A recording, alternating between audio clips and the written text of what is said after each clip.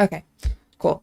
So yeah, going over evidence for my first video because they said my video is full of lies, and also just something that I regretted doing. I didn't add evidence to my video to explain what I was saying. And the other thing I regretted was like not reaching out to them. I think I get into that more, but yeah, so there's just a lot of information, and I thought stream would be a better way to get through it than trying to record.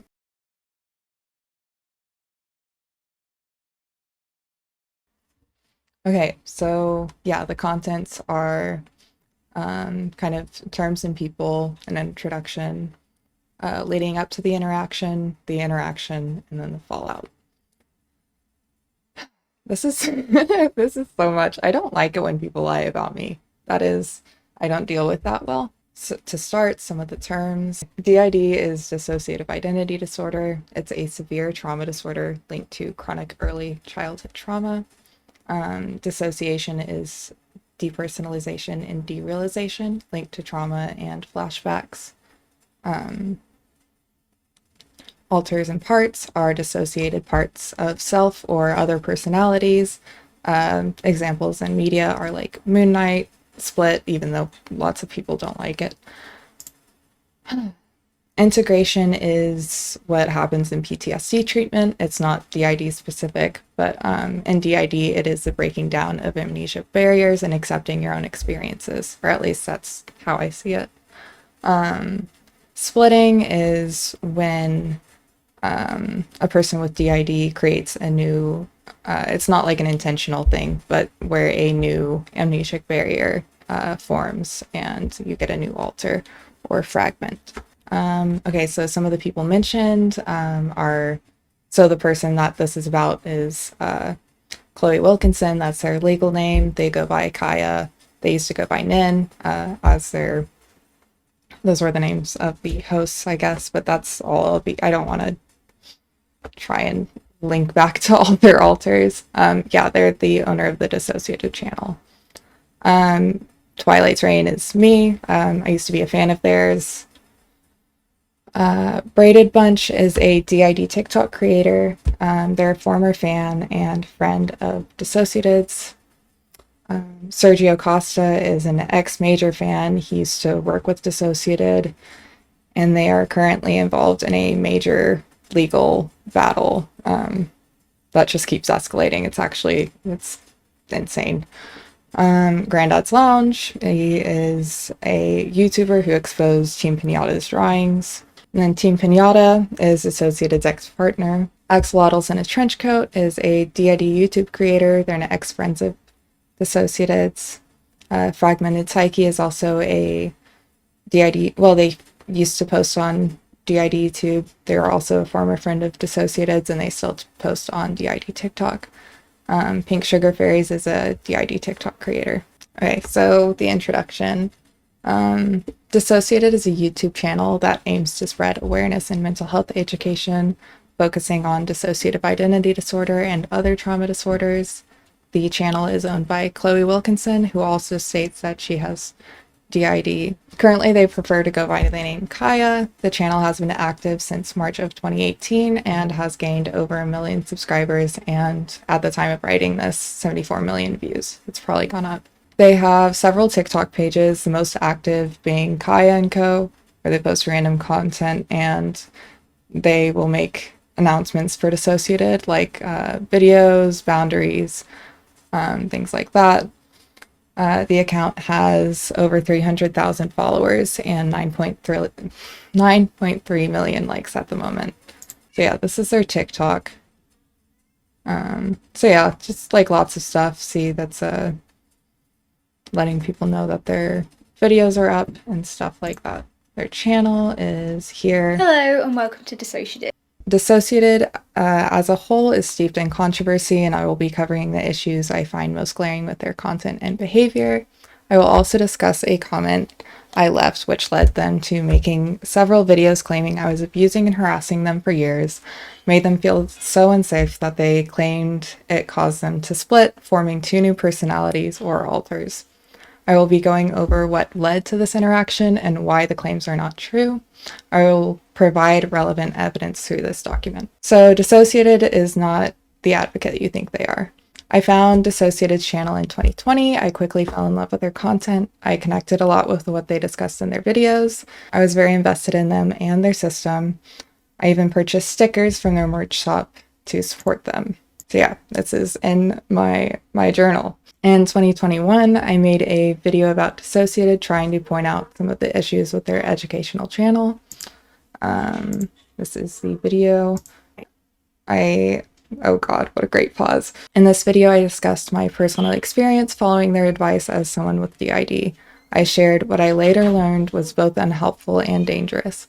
I made this video in the hopes that other people like me wouldn't make the same mistakes I did. The important points in my video were Dissociated was claiming to be a mental health education channel and service without credentials, not taking proper steps to protect their audience when giving advice, spreading misleading information about the disorder, and that they ignore and minimize most criticism as hate.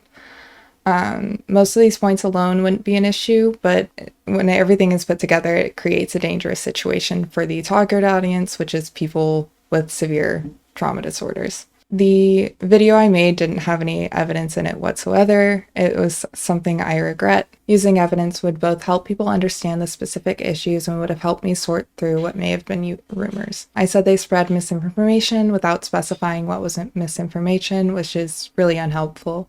I also claimed that they were fetishizing the disorder and that many people pointed out that that was too far. I may have had too high of expectations for things as well, but I just wanted to start a discussion. I will be revisiting what I think is important and specify and elaborate certain issues with their channel. For the critiques of Dissociated, the positives of their channel. Kai and their system are clearly very dedicated to their channel and have successfully gotten people interested in learning more about dissociative identity disorder. Many people's introduction to the disorder outside of movies is the Dissociated channel. This number significantly increased after YouTuber Anthony Padilla did an interview with Dissociated and others. So this is the interview, and yeah, this is how I first learned about their channel.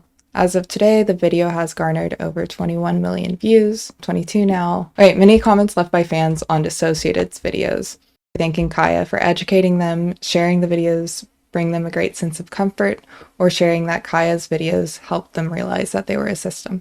So people like to listen to what they have to say and want to know more about them. So the first critique is running a mental health education service without any education. Dissociated is a company that is described as a mental health education service. This is the trademark for their channel. It's, mental health education. There are several instances where they describe their channel as such. Hello everybody, my name is Omega.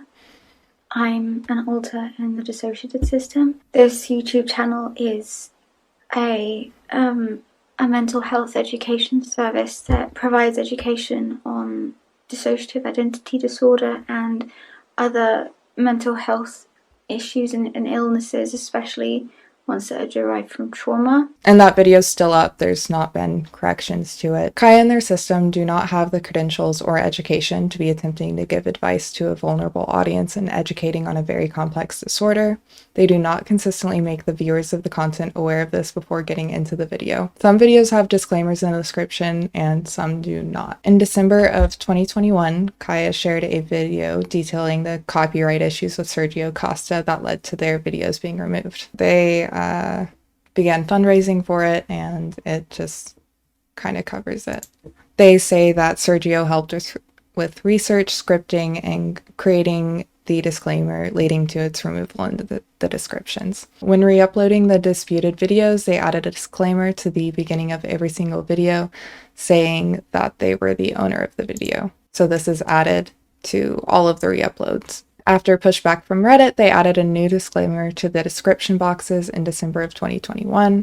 This disclaimer is also meant to cover any false information that may be in their videos, but I don't believe it matters unless they actually specify and correct the misinformation. So their current disclaimer is, we are not mental health professionals. These videos were made from what we believe to be accurate at the time of their creation, from sources made accessible to us in our own personal experiences. New or updated information may have become available since the videos were made that we may not be aware of, or were not aware of at the time of making the content. We try our best to keep up to date with the accurate information, but we are not researchers, psychologists, or scientists, just mentally ill people trying to spread awareness and validation as best we can.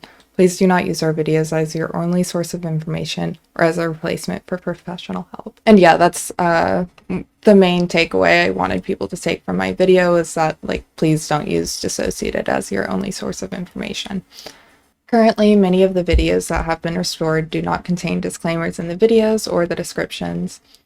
They are still inconsistent in adding that they are not a professional in the actual content of the video. For example, they add a verbal disclaimer in 8 tips, physical intimacy after trauma and abuse, but not in triggering talk, controlling your triggers. Okay, so the verbal disclaimer. Please keep in mind, I'm not a sex therapist.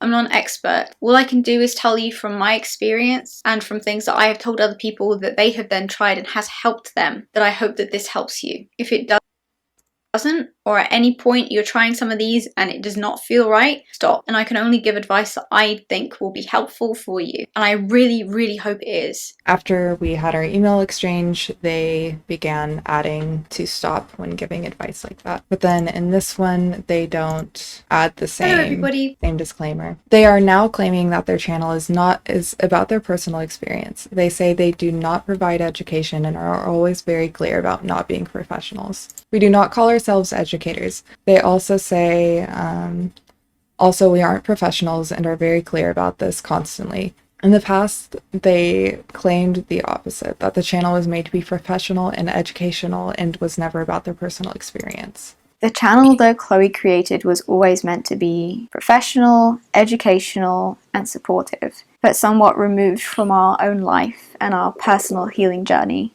And another example is here. And when we made it, it was never supposed to be about us. It was supposed to be about educating and stuff like that. But there was those aspects of, this is our life with DID, this is our experience, and what we've learned we will share with you, whether that's personally or through resources and things like that. They have even claimed to be professionals at points. I went from feeling like a professional as somebody who's made something of myself in the field. They call themselves a professional and someone who has made themselves respected in the field. Which they are not in the same field at all. It would be fine if the channel was just their personal experience, but the lines are constantly blurred and it makes it difficult to distinguish general information and their own experience. Their channel header is still mental health education. Yep. In 2021, their website was clearly advertising themselves and their channel as an educational resource. They described their mission as providing education combined with their personal experience to create scientifically accurate videos for the public. This is their old. Okay, in 2023, their mission is essentially the same, but the bit about providing education has been edited out. They will still advertise themselves as an educator, and when called out, they will claim that a person is attacking their personal experience, so failing to take steps to protect their audience. In the video, Communication with Alters, Part 1 External, they explain to people how to communicate with their dissociated parts. They give no warning of what could go wrong following the advice or to stop and ground if someone is feeling worse. They even say alters will ignore you if communication is unsafe, which is untrue. Don't worry. What? Okay, well. If you're reaching out and you're not hearing anything back and you're thinking, why are they ignoring me, or am I making this up? That is normal, especially when you're just starting to communicate with your system. They need to learn that they can trust you and that they can trust themselves to be able to communicate with you, that is a safe choice for your life right now. So please don't worry that it's you doing something wrong.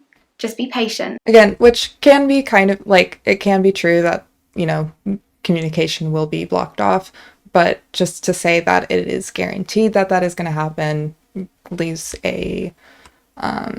that's taking it too far. Okay, I understand journaling may seem entirely harmless, but communicating with parts without the proper knowledge of how to cope can easily lead to emotional flooding without a person noticing. Dissociation is a disconnection between thoughts, feelings, and experiences a person may be having. Reminders to stop, especially when giving advice to people who are first exploring themselves, isn't only important for those with DID but trauma disorders in general. Given Dissociated's assumed target audience with their advice videos as people with DID, I don't think it's unreasonable for me to point out that this is an issue. Dissociated has discussed this idea in other videos, both on YouTube and TikTok. In their relationship advice video, they say there's a reason they don't remember, and it's likely because they're not ready or built to handle that at the current moment. This is all a part of trauma processing, and it needs to be handled with a professional, delicately, and an informed manner. And that interfering can seriously negatively impact a person. Don't do that. There's a reason that they don't remember, and it's likely because they're not ready or built to handle that at the current moment. That doesn't mean that they're weak or incapable or avoiding it. That's just the way their brain is working. This is all part of trauma processing, and it needs to be handled with a professional, delicately, and in an informed manner. Do not try and interrupt or speed up or interfere with trauma processing. It can have disastrous results. They go on to say that includes like sharing secrets with other alters, which is something they go on about quite often. When I was watching that the first time, I got my hopes up that they were saying it needs to be handled with a professional, but no. I mean, it can be really dangerous, but not if the person is aware that they, that's just why you need to inform people. And then in some of their TikToks, they discuss experiencing this themselves. We fucked up. Where they talk about going too deep with their therapist. And I know from experience that when you do get the details and it does start to actually make sense, and then it becomes a bit more real instead of being a theoretical, oh, it would be cool if I could join these dots together. It goes from being an aha to being a aha. Yeah, and so if you connect the dots and you don't know how to cope with it, it is very, very bad. Giving a small warning in the videos where they give advice on communication with the alters would help many people avoid this. They are still recommending the videos about communicating with the alters in their current videos. When I reached out to them, they agreed to add in any future advice videos to stop and ground if someone notices feeling worse. They have yet to make any more advice videos where it'd be applicable. So I do hope they continue adding this. It does help people. They don't encourage professional help and encourage self-diagnosis. Dissociated has written essays in support of self-diagnosis. This one is posted on Mental Health Today. In this essay, they are clear that self-diagnosis is not a substitute for professional help. This idea isn't reflected in all of their videos. For example, in their video titled Faking a Disorder, DID, they go on to validate that the people watching are real and shouldn't worry about faking, regardless if they are professionally diagnosed or self-diagnosed. Genuine diagnosis by a professional, or if you're self-diagnosed, it's very common to feel as though I must be making this up. There is no possible way that I could have DID or OSDD. This is normal. There's also no recommendation to get professional help in this video, but they do recommend that any professionals watching should read the treatment guidelines for dissociative identity disorder. Treatment guidelines. If you are a professional and you're interested in how to treat DID, we recommend having a look at the treatment guidelines, which you can find down below. So yeah, they don't recommend professional help, but are trying to teach professionals. They often claim that if you feel like you are faking DID, it is probably real and that a person would know if they are faking. Chances are, if you're thinking that, it's most likely real. It's normal and it's valid, but you are real and we see you. A lot of people have said, if you feel like you're faking and you're worried about that, if somebody was actually faking, you'd know you were faking. You wouldn't be worried about, oh my god, am I faking? If you were faking, you would know. Yeah, it sounds nice, but it's not true. They're still making TikToks taking it further, saying that faking is conscious and intentional. If you did, you wouldn't be worried about it. Faking is conscious and intentional. If you did, you wouldn't be worrying about it. Without enough information, it is very easy to believe you may have DID when it is something else entirely that may require medication to treat. The problem grows worse when the information is vague and doesn't encourage professional help. In some videos, they even recommend joining Facebook groups if you aren't comfortable seeing a doctor. Oh, here we go. If you don't feel comfortable going to a doctor, or you can't for some reason, you can't see a therapist, can't see a doctor, or you already have, the next thing I'd advise to do is, if you use Facebook, go and join some support groups. There are a lot of dissociative identity disorder and OSDD support groups out there. Even if you aren't sure, they will help you. Yeah, even if you aren't sure you have DID, go put yourself into DID spaces without seeing a professional. I understand that there are issues with many healthcare systems and care isn't as accessible as it should be, but this seems irresponsible. There's no mention that it wouldn't be advised or that seeing the doctor is going to be the most helpful thing. This is taken outside of YouTube as well. They have left comments recommending their own videos to a person who is clearly in emotional distress. They say, "Hi, lovely. I know this is terrifying and nothing makes sense right now. You're not alone in experiencing this. I'm not saying you have this disorder. Looking into dissociative identity disorder might help you. We have a YouTube channel, Dissociated, and we made it after we experienced similar symptoms and were diagnosed. I've never been more terrified in my life than when I realized. You're not the only one and you can live with this happily and healthily. It gets easier the more you learn. I hope our videos can help you. You've got this." In these comments, they do not mention reaching out for help and suggest looking into DID. They also don't have any videos about like crisis management or dealing with the crisis, so I'm not sure what their videos would help this person with. People watch Dissociated and they believe they have DID or want to feel included. A very public example of this is Trisha Paytas. I believe their first video is genuine. Trisha was not the only person to watch Dissociated's videos and then claim to have DID. When they encourage self-diagnosis, they can't be surprised or upset if a person actually does. There are several people who have shared their experience of either themselves faking or a friend faking after watching Dissociated. This is a Reddit post. They discovered Dissociated through Anthony Padilla. Is it Padilla or Padilla? I'm not really sure. I don't know the validity of the claims, of course, but this is corroborated in Dissociated's comment sections full of people saying that their videos helped them realize that they were a system.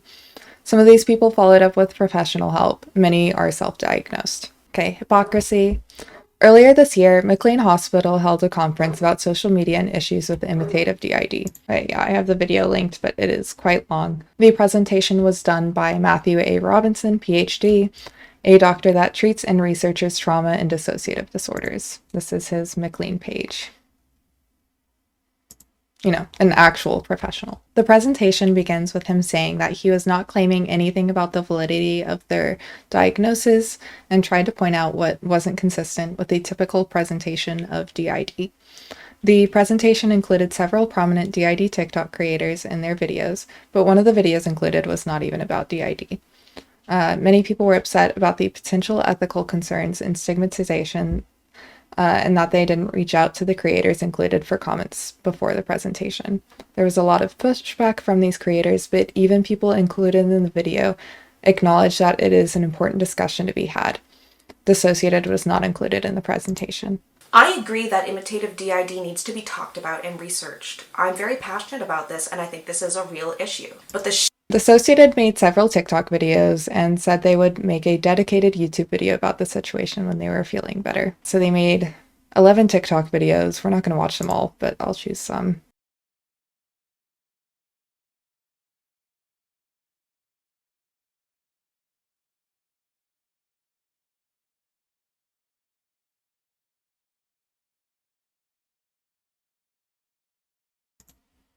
Yeah.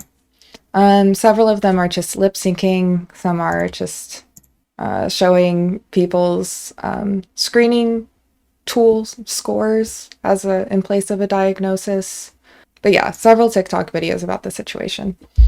Okay, but they were saying that they would make a video about the situation. Theirs will come as soon as we are well enough to shower and film for more than an hour at once. They have never made a prepared video about it on TikTok or YouTube. It is very hypocritical of Kaya to be so upset about this. Their second most popular video is doing the exact same thing. In the video, they explain how the things described are not DID and that what Trisha is doing stigmatizes the disorder.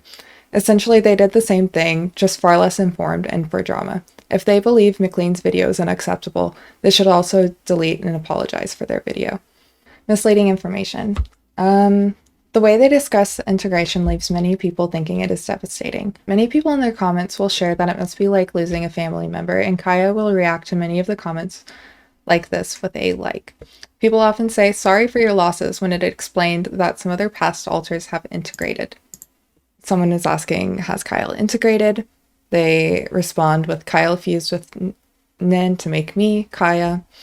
Oh, I see. I'm sorry for your losses.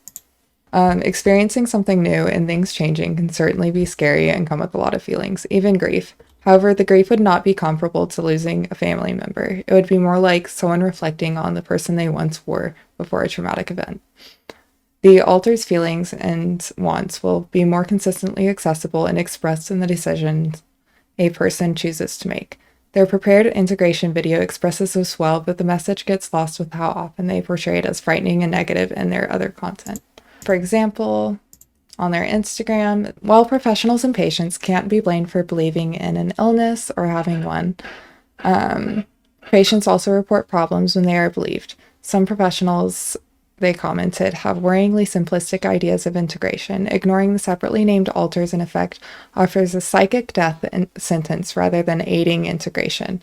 If anything, it can create a compliant false self main person who answers to their name and keeps all of their other states in silent terror internally. The video description reads, having a lot of realizations this week. Connection is scary, loss and change is scary, unpredictability is scary, but we can't let it hold us back from healing and learning about each other. I can't avoid connecting with other alters just because I'm scared I'll lose them after getting attached. And integrating is not losing an alter. I have never had sexual experiences that were safe. Through our life, even past childhood, our body has been used as a tool for other people and for men. The only times our body has been used sexually, or we have been able to express sexuality, it has been for the use or gratification of other people. There has not been a time in our life where we have been able to be in our body and just experience it. There has not been a time where our sensuality at any level has been safe for us. It has only been for other people's use, for other people's gaze, for other people to use and manipulate to make money. Our body has never felt like ours. So yeah, they have never experienced a safe interaction with other people. They then get upset when their audience takes what they say at face value, and Dissociated will say that they are assuming things. So they made this correction. Some people have assumed that because we mention a long history of SA and CSA, that our most recent relationship must have also been sexually abusive. I can understand why people might have assumed this, but we need to firmly clarify that this is not true, that the relationship was a rare and brief exception to an extensive abuse history. Because of this, it never came to mind when talking about abuse in this video. We have been essayed again since the relationship has ended. Why is that there? I'm sorry, just reading that didn't click earlier. That was, okay. The specifics of our abuse and the people involved is not something we ever intend to share or allude to. It is natural to draw assumptions, so we do ask that you please keep this in mind in order to avoid accidentally jumping to conclusions about our abuse history when you watch our videos. Yeah, but since there was that little break, in the video, they were pretty clear about never having a moment where they experienced a safe thing. So it is not their audience assuming something, it is their audience listening to them. They have also made this mistake with more serious topics, implying sexual images, drawn or otherwise, of young teenagers isn't what a person would think about when they hear of exploitative materials of children. And a lot of the stuff that people were calling child porn was like 15 to 16-year-old characters, not like, still underage, yeah, but they weren't children. Like not the kind of thing that the word CP would bring to mind. So yeah, not what CP would bring to mind. That's not, yeah.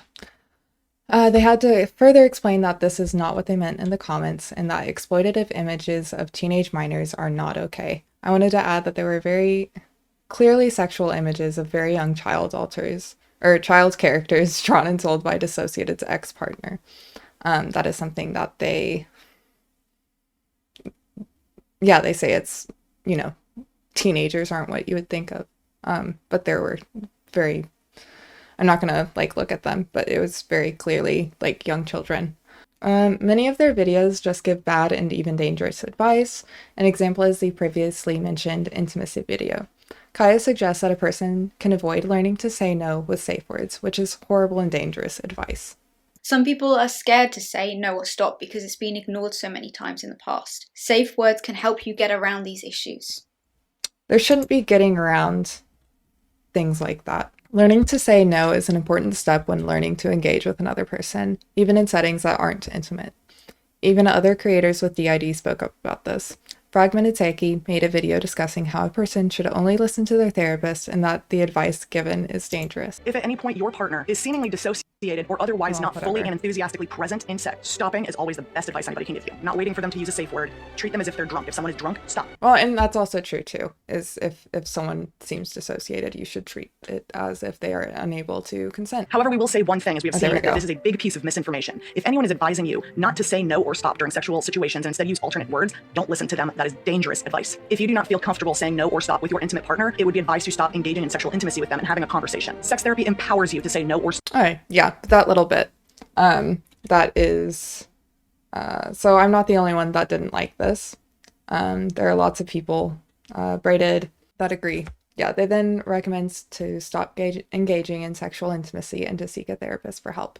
Other known names in the community, like Pink Sugar Berries, commented in support of Fragmented Psyche's video and thanked them for clearing up the misinformation. Yeah, they say this was extremely well put. Thank you for correcting the misinformation. The video is also not age restricted. Dissociated's sexual intimacy video. Minors are commenting saying that they will follow this advice. Nadia. In their 4-hour accountability video, they discuss how Nadia described herself as Black because they did not understand that Black people and Native Americans were different groups. But with the Nadia referring to herself as being Black, and she said that her background has Native American influences, we first addressed and apologized for that 3 years ago in 2019, I believe. The second it was first brought to our attention that was problematic.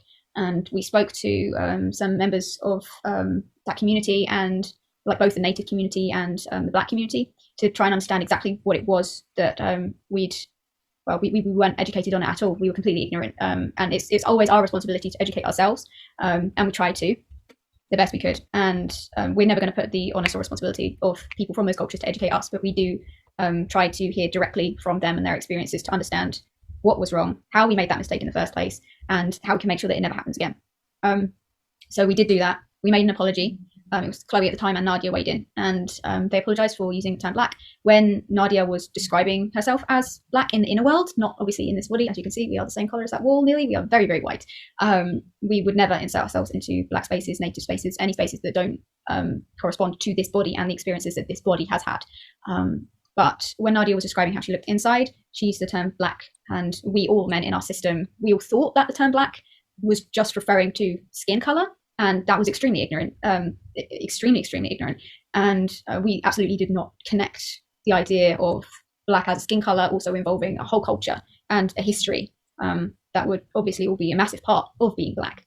So it was just genuine ignorance and not knowing better.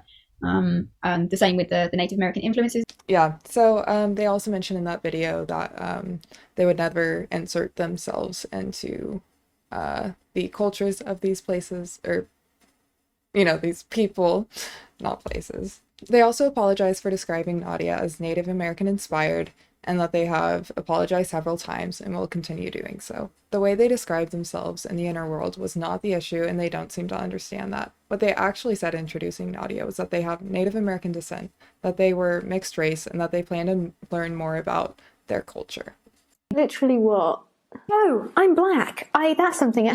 Wow, that's not something you can just shout out. I don't relate to this body's skin or anything about it, really. I'm mixed race. I have Native American descent, lots of floaty clothes. I like beads, I like turquoise, I like feathers.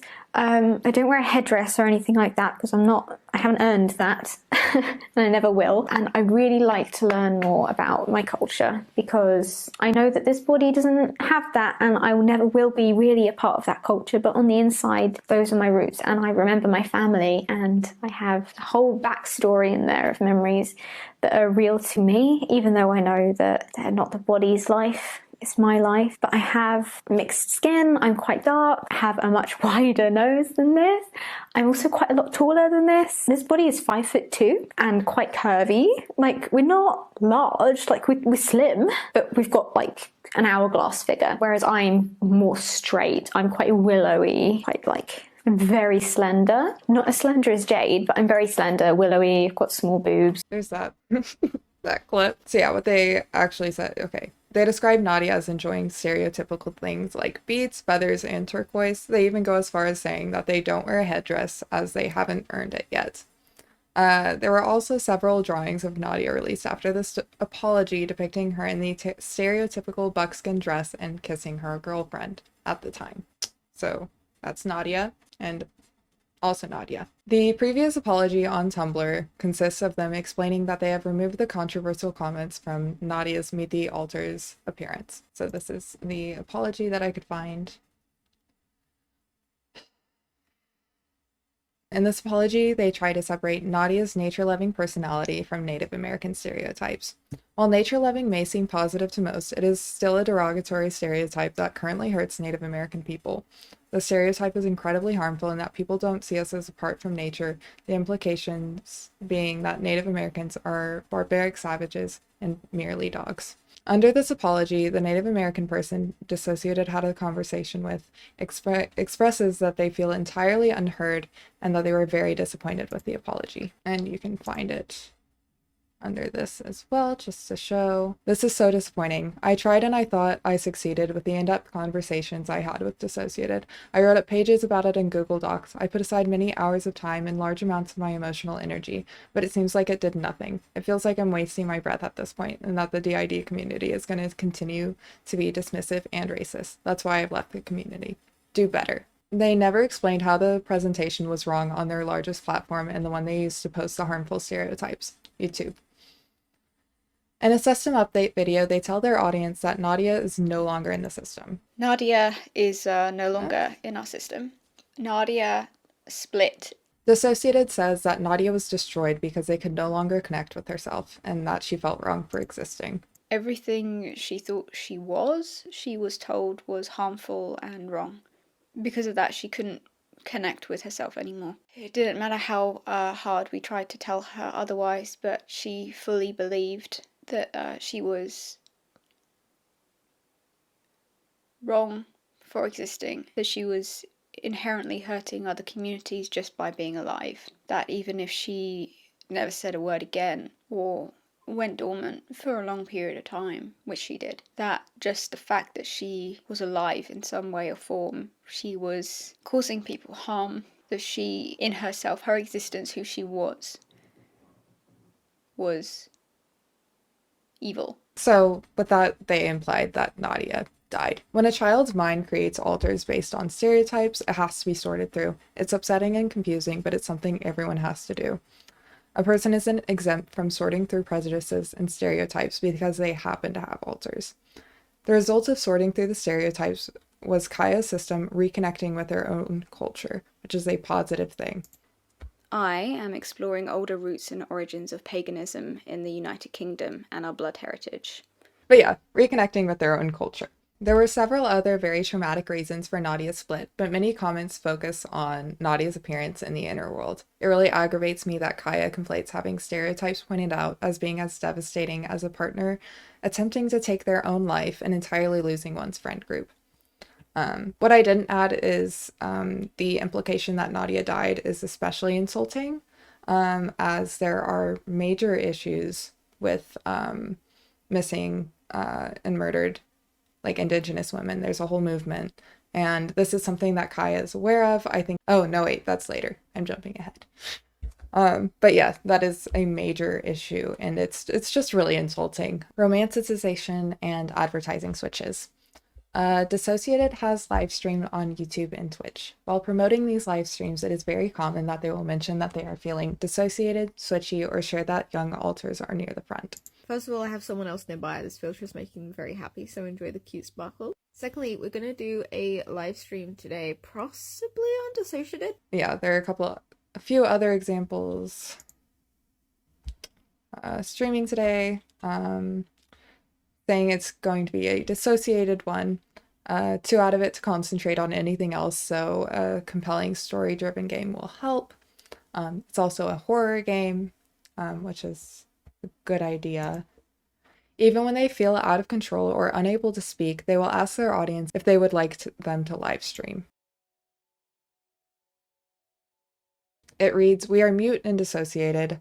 I think I'm front stuck but would like to do makeup. Would anyone want to join a makeup live stream with music but no talking? Omega and blendiness," which Omega is their incredibly suicidal ghost alter. A large part of their streams is a game of which alter will be out. Even their live announcement on Twitch was who's out and fronting. I don't know if it's still the same, and I don't have a screenshot of it. They have had really intense flashbacks and breakdowns on live streams and don't have safeguards for when this may happen. Many of Dissociated's video titles or thumbnails include switch caught on camera. Here are 9 examples. So yeah, switches, thumbnails, switches, yeah, switch caught on camera, talking about their littles, switch caught on camera. They say this was used to grab people's attention so that they would watch the videos and actually learn something. It didn't work. Many of the most replayed parts of their videos is where they dissociate, switch, or talk about their young alters. Yeah, I don't know why I didn't. Okay. Most replayed, trying not to trigger myself. Switching, most replayed. Mara getting close, most replayed. Switching, taking steps, most replayed. And also it's most replayed by like a significant amount. There was a switch in this one as well, or like being dissociated, or you know, just generally being unwell. Dissociating, most replayed. Little showing up, most replayed. This is an example of the views. Sometimes it can be algorithm dependent, but it's very consistent that the videos talking about their young alters get far more views. In this one, this is a more recent video, I believe. Yeah, whenever I took the screenshot, it was a month old. Another younger alter showing up, most replayed. Mike influencing Kaya, most replayed. This is switch caught on camera 9 times. 259k views compared to 6 and then 40. This trend is just really disturbing to me. People are not watching to learn about DID, but to watch dissociated, switch, or be in distress. For my own sanity and sake of time, I'm not going to discuss the implications of this.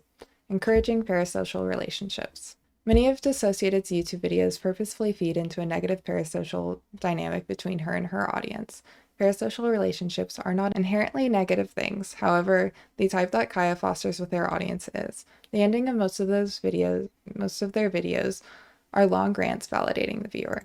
We'll just watch one example at the end of their intimacy video again. One more thing I want to say is that you're not defined by what happened to you. I'm going to scoot you a little closer.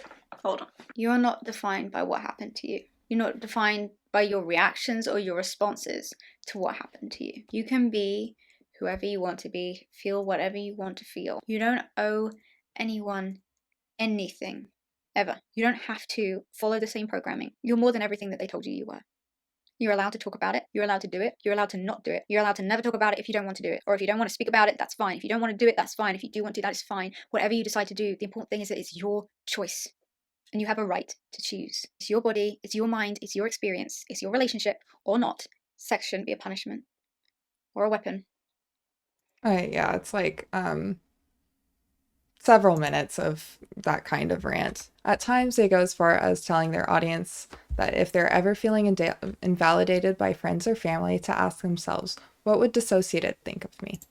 Of you, then think, what would DissociaDID think of me? And know that we are so damn proud of you, as everybody else should be. And if they're not, know that we would happily tell them to get their head out of their ass and that they should be supporting you in a way that you deserve to be supported. They may have good intentions with this, but they need to keep in mind things like this actively encourage their audience to rely on them and to distance themselves from loved ones in their actual real lives.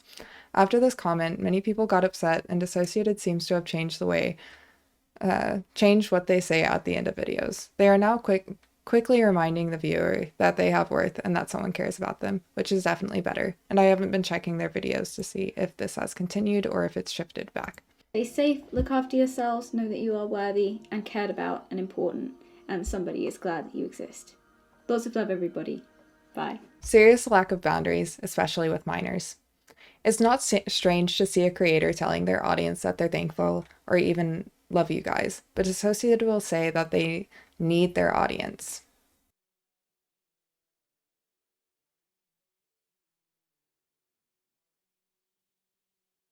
Yeah, and that they use a song making fun of parasocial relationships to encourage parasocial relationships. The things that they type on the screen, and their not the caption, that's fine. But they do say all of us need you. They'll post TikToks discussing how difficult it is to not flirt with everyone, and will comment that certain alters are getting jealous of their audience's crushes. Like this, what am I, some kind of slut? Desperately trying to be a respectable person and not flirt with everyone who leaves flirtatious comments in our comment section. Kaya. Someone says there's just something about Mike, and then they say, you all need to stop getting crushes on my male protectors. The Kyle in me is getting jealous. They complain about those same comments to other audience members. It's so uncomfortable because they'll be thinking about it or even imagining it. A lot of people had parasocial relationships with Kyle too. It's so icky. And I'm not getting mad at them for feeling uncomfortable by people asking too intimate questions. It's just a lot of people have had parasocial relationships with Kyle, and that it's icky. Their boundaries with flirting and sex are inconsistent, and it's very concerning, especially around minors. Their TikTok accounts all have 18 plus in the bio for adult themes and trauma content. This has been in place ever since the accounts were called Nin & Co. They claim all of their TikTok accounts aren't associated with their YouTube, but they cross-promote and cross-post consistently. Their TikTok is linked on all platforms and YouTube videos without any mention of the accounts being 18 plus. So here is their link tree. This is their TikTok, no mention, and this is a screenshot of their channel trailer, and they link to their TikTok here.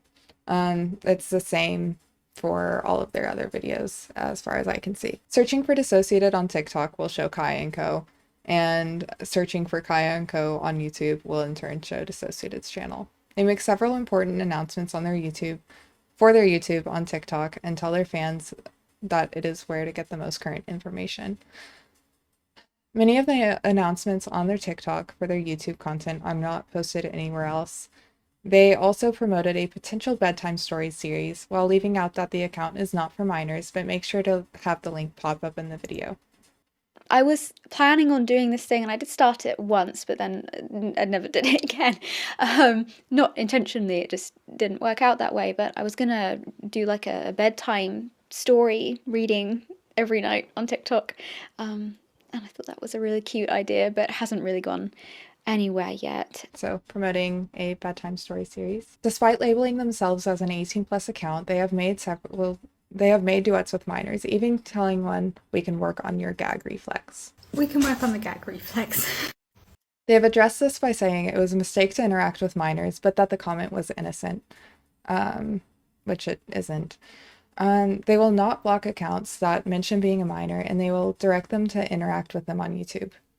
They also engage with comments on their YouTube of minors apologizing for breaking Kaya's boundaries and that they had no idea that the accounts were 18 plus.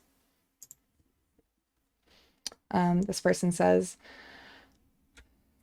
I felt the disappointment through the screen, and I hope these those people feel ashamed. I'm ashamed for them and for myself as a minor for disrupting and crossing your boundaries by following your TikTok. I will be unfollowing, not because I don't like your content, but because it will make you feel better and keep the boundary in place. Thank you for educating others, including myself. You guys were the reason I found out about my DID, and now I'm being treated by a professional. Can't thank you guys enough. We love Dissociated. We really appreciate this. Please stay safe, and we want you safe, and that's why those boundaries are there. Another example, this person says, we've come across your TikTok account, 17 years, and we just want to apologize for crossing that boundary. We have reason to believe that we have DID, and your channel has helped us figure that out. We haven't been able to get a diagnosis because of medical I feel like, okay. So I, the host, wanted to apologize for crossing your boundaries surrounding age. I'd like to remind everyone that Kaya is a nearly 27-year-old creator with over 1 million subscribers on their YouTube channel. The Demoness account is the TikTok account belonging to what they call their sexual persecutor or protector, Mara. This is the TikTok account, and then this is Mara's intro. They have promoted Mara's TikTok on their YouTube channel and their personal TikTok. The account is 18 plus for sexual themes. They claim that they are reclaiming their sexuality with Mara's videos. The minors commenting on their posts that were not blocked end up following this account as well. Making the account private would prevent that, but they won't, as they claim it would reflect poorly on them. Dissociated agrees with this comment, saying, the advice to go private is so terrible because if you were to make that account private, you could be accused of hiding the content. And if a minor is found to be following a privated account that no one can verify what is being posted on it, it is just putting you in a position to look bad. You cannot possibly monitor as public social media to the point where you can ensure no minor comes into contact with it. The most someone can do is put a warning and make it known that they are not welcome here. You cannot control other people's reactions and are not responsible if someone ignores those warnings. Again, the warnings are not consistent and not clear. They also commented that making the account private would hinder their ability to reach people and that it's just fang licking and not dangerous to children.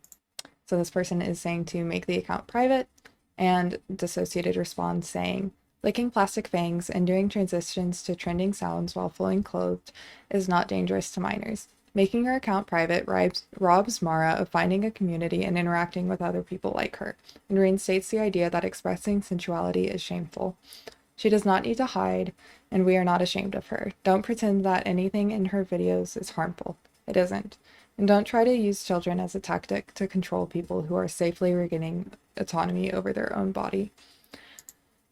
It seems now that the account or some videos may be restricted, but at the time of writing this and for like a very long time, it wasn't, and we don't know if that was TikTok's new policies or something, or a decision that Kaya makes. This is not just fang licking.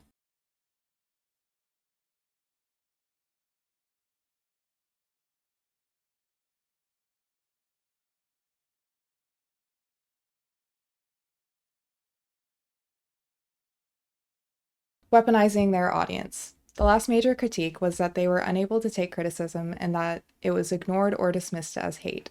When other creators speak out, Kaya's fans aggressively defend them, and this often results in the person being bullied off of the internet, even when trying to be polite and speaking up in good faith. They make several TikToks joking about their traumatized alters responding or enjoying attacking other people.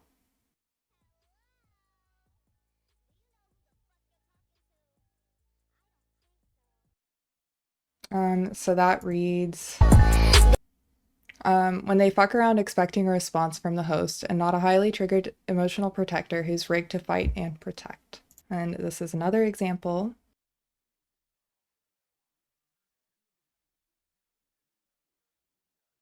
So what this says is most persecutors start off misdirecting their rage inward to the system. Then they decide to see if directing it towards their abusers has any kick. It does. It's not uncommon to see their fans comment that they'll be ready to defend Kaya or go on the attack for them. I have my own experience that I'm going to discuss from January, but things are increasingly getting out of hand on their TikTok. There have been several accounts recently popping up that post clips of Kaya being inappropriate or racist. For example, the clip of them telling a teenager that they can work on their gag reflex, or clips from Axolotl's video about Kaya lip syncing the N-word. These accounts were getting anywhere from a few hundred to a few thousand views. Most of these accounts had less than 10 followers. Kaya makes a TikTok, making their audience aware of these small accounts. Some of you will be familiar already with the hate accounts that all have variations of the name Kaya & Co Truth and things like that. For those of you who don't know, there is a number of hate accounts that are all run by one woman, and they have escalated to the level of actually really distressing our friends by tagging them in these videos and stuff like that. It's been going on for a very long time. It's very obsessive, and they are all run by one person. And no, we've never met this woman. We're not friends with her. We've never been friends with her. We've never had like a proper conversation with her or anything like that, despite what she claims in the bios of these hate accounts. She's also not a neurobiologist diagnosed with DID or anything like she claims in those bios. The only reason she's able to run these hate accounts is because she's trying to do it anonymously, and that anonymity is a privilege that we've allowed her to have. We have lots of information about her that's been made publicly available, including her personal accounts that are also public. If she continues to harass us and our friends, she's going to lose that anonymity. Threatening like accounts that a person would look at and probably just block. TikTok already seems to be suppressing due to either spam or mass reporting. Kaya then says the accounts are run by a single individual and that they will share their personal accounts with their audience if the person continues. They do not encourage their audience to ignore or block the accounts, they just threaten the person. The goal of this TikTok seems to be scaring the person and threatening and sending their audience after them. In an update, Kaya shares that the assumed owner of the accounts is in inpatient mental health care, so they will wait until they are out to share the personal accounts. We have updated information for you about the person running the hate account. Part of that updated information is that they do use they, them pronouns. I apologise for using the wrong pronouns. I was not aware. I have been made aware. Please, everybody, use they, them pronouns no matter how you feel about them. Let's respect their pronouns. Another piece of new information we've received from the people who are helping us keep tabs on this and find out what's going on is that they are currently in inpatient facility and receiving mental health care. Now, they have seen our video and they elected to not only ignore it, but to actually double down. So even though they are in an inpatient facility, they have access to their phone and are continuing to use that time when they should be receiving mental health care to bully trauma survivors on the internet and keep up to date with dedicated hate accounts for them. Now, because of this new information, we don't feel comfortable moving forward until they are not in an inpatient facility anymore. That's just not something that we feel that's not comfortable for us to proceed. But like I said, we do have people watching, we do know what's going on, and we will know if anything changes, and we're not stopping anything, we're just putting things on hold, because as long as this behaviour persists, we are well within our right to defend ourselves and let people know what's going on using only public information. They tried to claim that we threatened to dox them.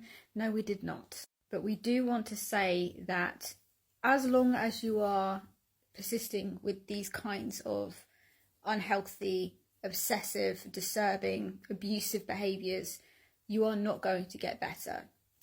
I really genuinely hope that you use your time with the privilege of being able to access mental health care to try and get better and stop behaving like this, because it is not going to help you, and you will stay in there until you are better, healthier, and acting like this is not going to help. It's not going to improve anything. It's not going to help you cope. Hurt people hurt people. If you want to stop hurting, you've got to stop hurting everyone else around you. Because of that, we are not going to come down so hard on you. And we genuinely hope that you get the care you need. They are so kind. They do not tell their followers to not interact or block in this video either. Some questions. Why wait until a person who may be unstable loses all of their support to send your audience to them? Why send your audience to attack someone in a bad enough place to be in an inpatient treatment at all? Do they actually know that this is the correct person and that they're not about to attack an unrelated and vulnerable person? There were people in the comments tagging what they thought was a personal account of one of the trolls. Someone even made a little hate page for the hospitalized person, called More Socks for You. So this is a video mocking the person and inpatient care. Many of the hate accounts made posts saying that they were not hospitalized, and Kaya was about to point to an innocent person unrelated to the creation of the accounts. In a third update, Kaya responds to a comment from an account owner. Like your little hate account is? Well done for publicly outing yourself. Good thing that the report button isn't useless, eh? So the person was saying that all of Kaya's alters are useless, and yeah, that was their response. And I don't know if you noticed, but that was not the person. That was not this person. The person has videos posted of their face on this account, so it was no longer anonymous. This person was not the person Kaya was talking about in their earlier videos. There are already TikTok pages run by DissociaDID's fans making posts about this person. Kaya was about to publicly call out and shame someone in inpatient care who is the wrong person. I don't even have words for this. Even if an account is bullying and harassing them, why threaten to share personal accounts instead of just ignoring the accounts or encouraging fans to block? They tell their fans that these people just want the engagement and that they should just ignore them. They should take their own advice. They seem to enjoy the back and forth or want people speaking out about them to pay. Kaya still seems adamant that the hospitalized person is still running some of the accounts. I don't believe a responsible creator would engage and send their audience after someone in intensive care, especially after already getting so many things wrong about the situation. It seems that they are doing this as some sort of revenge for people not caring about attacking them when DissociaDID was allegedly inpatient in 2020. They never released that they had gone inpatient to the public. They just disappeared. They jump to conclusions about people and it's damaging. I know this from personal experience.